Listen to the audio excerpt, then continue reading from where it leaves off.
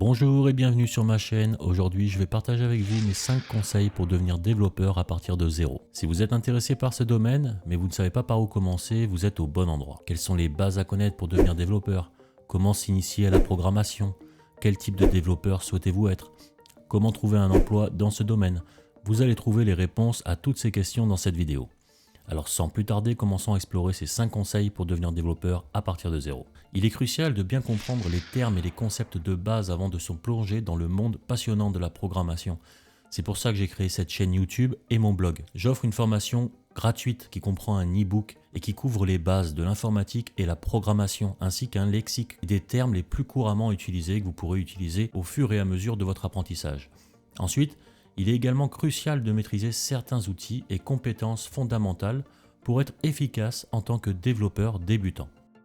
Pour commencer, l'IDE, l'environnement de développement intégré, c'est un outil logiciel qui facilite la programmation en fournissant des fonctionnalités telles que l'édition de code, le débogage et la compilation. Parmi les plus populaires des IDE, on va trouver Visual Studio Code qui est gratuit. Vous pouvez le trouver en téléchargement, quelle que soit votre plateforme. Il suffit de télécharger, de l'installer comme n'importe quel logiciel et ensuite vous l'ouvrez et vous allez pouvoir éditer et exécuter votre code. Il existe également d'autres IDE ou des éditeurs de texte, puisqu'un simple éditeur de texte suffit pour écrire du code. Un IDE est là pour faciliter. Il existe également l'IDE IntelliJ qui se compose de plusieurs IDE selon les technologies que vous utilisez. En téléchargement, on peut trouver également une application App Toolbox qui regroupe vos projets et les IDE installés et ceux que vous pouvez ajouter à l'application, ce qui vous permet d'avoir du coup tous les IDE disponibles directement dans une seule application. L'abonnement pour cette IDE est payant, il existe des réductions si vous êtes étudiant ou même des abonnements gratuits, donc n'hésitez pas à regarder. Choisissez bien sûr l'outil qui vous convient, qui vous plaît le plus, vous trouverez énormément de tutos en ligne pour savoir comment utiliser cette IDE. Apprendre à utiliser un logiciel de système de contrôle de version tel que Git. Git est l'un des systèmes de contrôle de version qui est les plus populaires et essentiels pour gérer la modification apportée au code au fil du temps.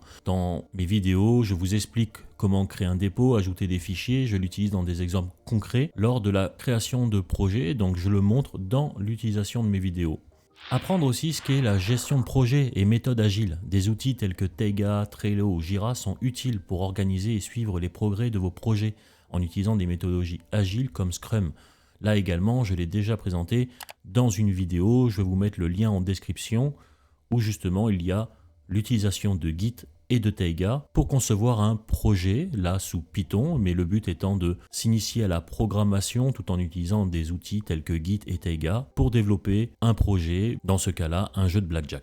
Il existe des outils qui peuvent vous faciliter aussi pour le développement, comme Docker, qui est un outil qui vous permet de créer, déployer ou exécuter des applications dans des conteneurs, facilitant ainsi la gestion des dépendances et l'isolement des environnements.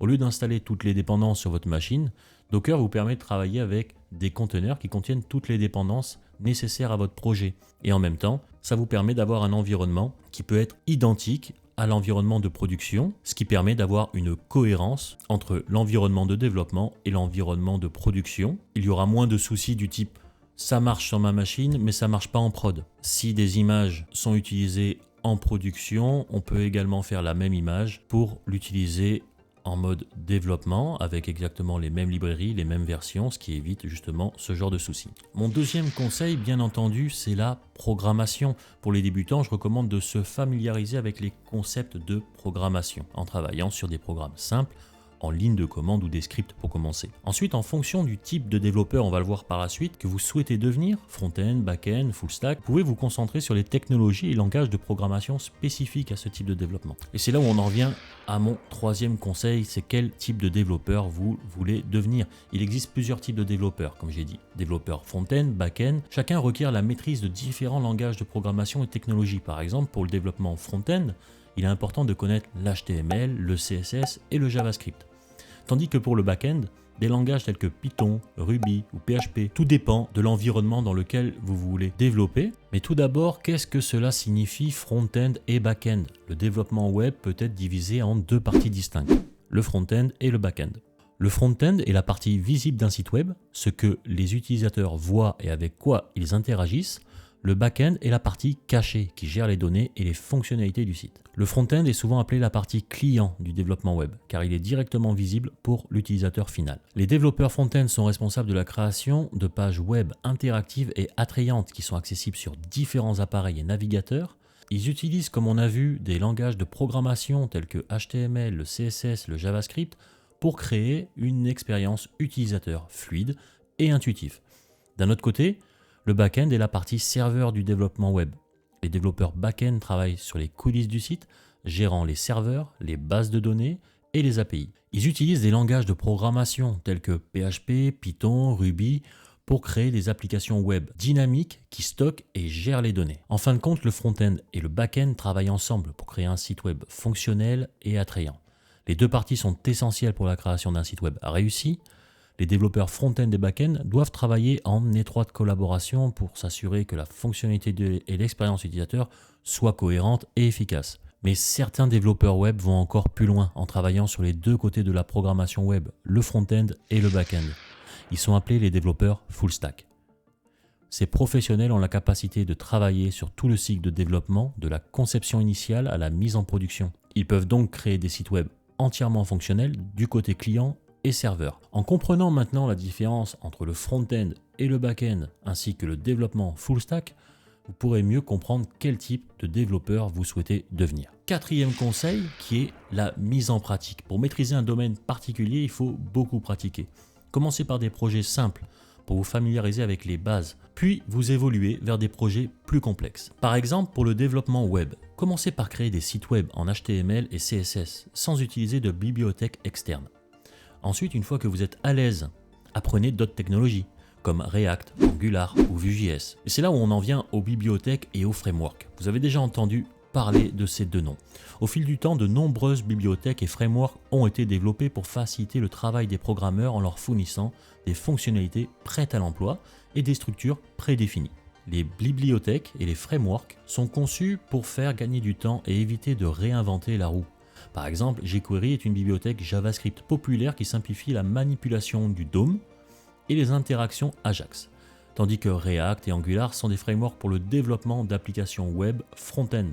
Dans le développement back-end, des frameworks tels que Django pour Python, Ruby on Rails pour Ruby et Express pour Node.js peuvent être utilisés pour créer rapidement des applications web robustes. La programmation est également un moyen de créer vos propres outils pour améliorer votre efficacité de développement. Les frameworks sont un excellent exemple de cela, car ils ont été créés par des développeurs pour répondre à des besoins spécifiques ou résoudre des problèmes courants. En résumé, les bibliothèques et frameworks sont des outils précieux qui vous permettent de gagner du temps et de développer des applications plus rapidement et de manière plus structurée. En apprenant à les utiliser efficacement, vous pouvez améliorer votre productivité en tant que développeur et créer des applications de qualité supérieure. Venons-en à mon cinquième conseil qui est avoir un portfolio. Un bon portfolio est essentiel pour montrer vos compétences aux employeurs potentiels. Remplissez-le avec des projets variés, qu'il s'agisse de projets personnels ou de collaboration. N'hésitez pas à inclure des projets qui utilisent des technologies ou des langages de programmation différents pour montrer votre polyvalence. Entraînez-vous également aux entretiens techniques qui peuvent inclure des questions sur les langages de programmation, les algorithmes et la résolution de problèmes. Vous pouvez construire votre portfolio vous-même. Il existe également des plateformes, je vais vous mettre le lien en description, qui vous permettent d'avoir un profil et vous créer votre portfolio. Une fois que vous avez acquis des compétences en langage de programmation, de l'expérience pratique et un portefeuille de projets, il est temps pour vous de chercher un emploi dans le domaine. Pour ça, créez-vous un profil sur LinkedIn. Je vais vous mettre les liens en description. Vous pouvez aussi vous mettre sur une plateforme de freelance. Je vais vous mettre tous les liens, bien entendu. Vous créez vos profils, vous ajoutez vos compétences, vous mettez votre portfolio et bien sûr, continuez à pratiquer et à vous entraîner. N'oubliez pas de poursuivre votre apprentissage et d'explorer de nouvelles technologies pour rester à jour dans ce domaine en constante évolution. Si vous suivez ces conseils et restez passionné et déterminé, il n'y a aucune raison pour que vous ne réussissiez pas dans votre carrière de développeur. N'hésitez pas à consulter ma chaîne YouTube pour plus de vidéos sur ce sujet, comme la vidéo Devenir développeur que j'ai publiée il y a quelques mois où je rentre plus en détail sur certains points. Il y a aussi le développement mobile. Bien entendu, il y a d'autres vidéos sur la chaîne ainsi que sur le blog. Il y a d'autres articles N'oubliez pas de vous abonner et de laisser un commentaire si vous avez des questions ou des suggestions. Merci d'avoir regardé et à bientôt pour une nouvelle vidéo.